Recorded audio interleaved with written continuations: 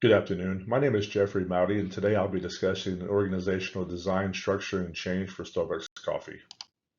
Today I'll be discussing a major issue they had in 2024, some ramifications of this issue, talk about their corporate structure and culture, review their conscious capitalism, and looking at some steps they're going to make for changes from this issue they had, possible challenges that may arise, and discuss lessons learned. In 2024, Starbucks saw a below earnings for their first quarter on their stock exchange of their expected $9.3 billion. They had a financial soundness and innovation constraints.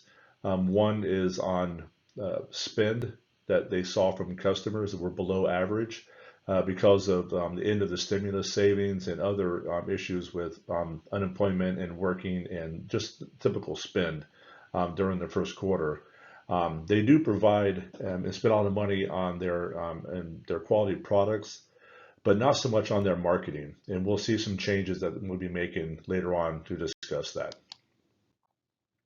Some ramifications that they had is that their revenue was high, but they need to be able to continue to produce a high quality product. And part of that is they want to look at their international products and their flavors, their innovation, their designs, engineering with their products overseas, and how they're in changing their food products, their coffee flavors, the different types of coffees and flavors they're introducing to the customers. And they want to continue to provide that luxury feeling and that enhance that customer loyalty. So that's where they saw a little bit of constraints with their lack of marketing and lack of spend on being able to reach the customers. Right now, the customer loyalty is being maintained.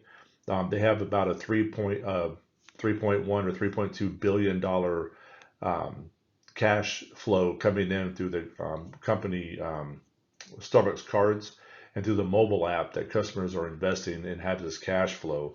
So they do see a little bit of reprisal coming out of this failure.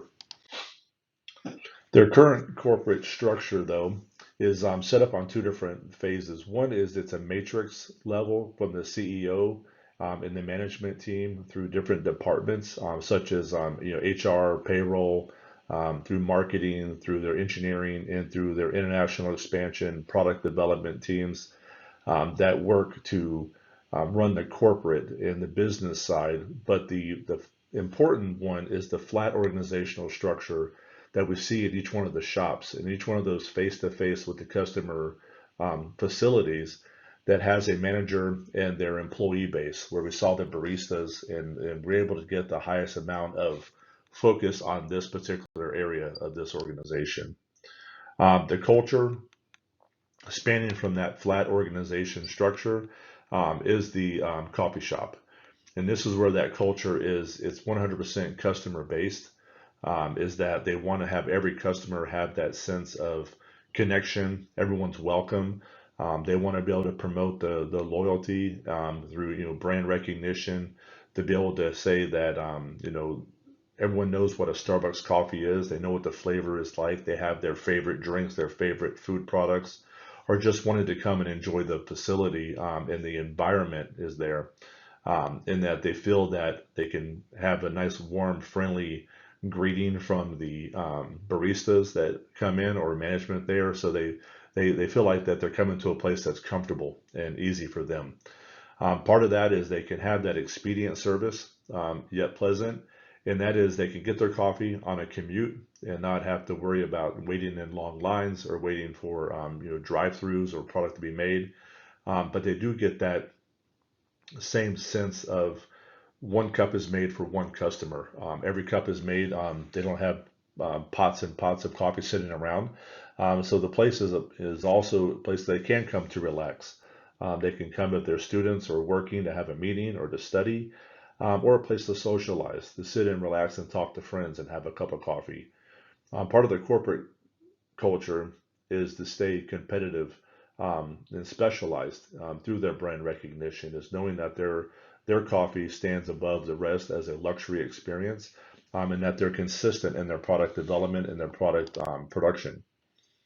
Their conscious capitalism that stands behind their name is they want to provide that third place for customers, kind of a haven between being at home or being at work, that they can come and enjoy some friendship time. They can sit and have a cup of coffee. They might have a snack or have lunch, or just to sit and do some work or reading, or just a quiet time if they need it, just to enjoy the environment of Starbucks. They do provide higher income through the average food service or fast food facilities, as well as their customer service. They have a place that's more socially acceptable, as a place that's more welcoming and inviting to sit and stay a while. They do offer, as far as their leadership, they offer their first time employees that are going for a bachelor's degree 100% tuition, as well as they're offering now benefits to some part-time employees, which is really unheard of in the market. The culture itself is they want to have that customer focus, that 100% feeling the customer's first. The customer is always the important side of them. And that even though they're spending more on that luxurious product and that commodity, they feel like it's worth it. The way to get that is the customer focus has to be kind of synonymous with them having a luxury brand or having that luxury service. So they're not just going to a coffee shop. They're going to a place that they can have that coffee experience, have that where they have their cup, their service, and that it's that more human connection with the baristas, with each other, that they might sit and socialize with friends. So they have that feeling of more of a welcoming and more sociable setting. Some change management that they're facing right now is to keep that customer loyalty, and understanding that even in uncertain times with the finances and as the economy goes, and we're going, through presidential elections in 2024, um, having that luxury product is always going to be a challenge. So what the urgency is they got to keep putting their campaign and focused on the customer service and customer satisfaction. So they're going to end up having to increase above their current 2% spend on marketing to be able to reach customers a little bit more, how to promote their brand, promote their products, to get that increased customer base coming in. And not so much of changing or creating a new vision, but to strengthen their current vision, that the customer is always first, to have that. Um, I use the word luxury a lot in this presentation, so luxury is going to be the key for them, is to have that luxury feeling to come get coffee. How they are going to notify the corporation of their new changes, it's going to be through their employees, employee training, employee um, updates on their processes on how to make the customer feel satisfied in their service and how to promote that sense through their customer service. Every time they have a point of sale through a drive-through window or a counter or through a delivery, that the customer always feels like they're being treated better through Starbucks than through any other facility.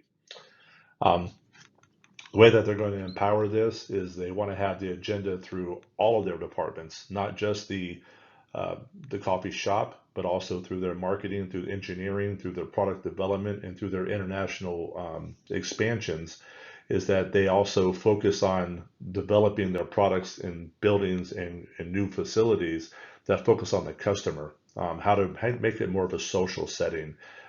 Where's that aesthetic feeling for sitting and wanting to sit? Where's the comfort in the coffee shop experience? The short-term wins is going to be through every point of sale, through every time a cup of coffee is made. And how they're going to maintain this is always understanding that competition is around the corner. Others are going to try to beat the flavors, the customer loyalty, to pull those investments for cards or reward programs. And they're going to anchor this through having that sophistication they put into their coffee, put it into their services, and investing more in their brand recognition. Some challenges they're going to face is understanding a cup of coffee may keep raising in prices, and at what level is the cost of coffee going to exceed that luxurious experience. So they have to understand that employees must focus on their mission and values of the customer first, and always think about the customers with every time they have a sale in their shop. Um, they have to understand that their commodity is strong and how to be competitive on an international market with different flavors and different tastes around the world. Raw materials and raw material availability has to be strong, as well as the remembering that the flavor has to be consistent. Some lessons learned is that brand awareness is going to be key for them. They have to draw on the social aspects of people wanting to come and stay and sit and enjoy. Remember that coffee is coffee, but the luxurious feel has got to be paramount in their promotions.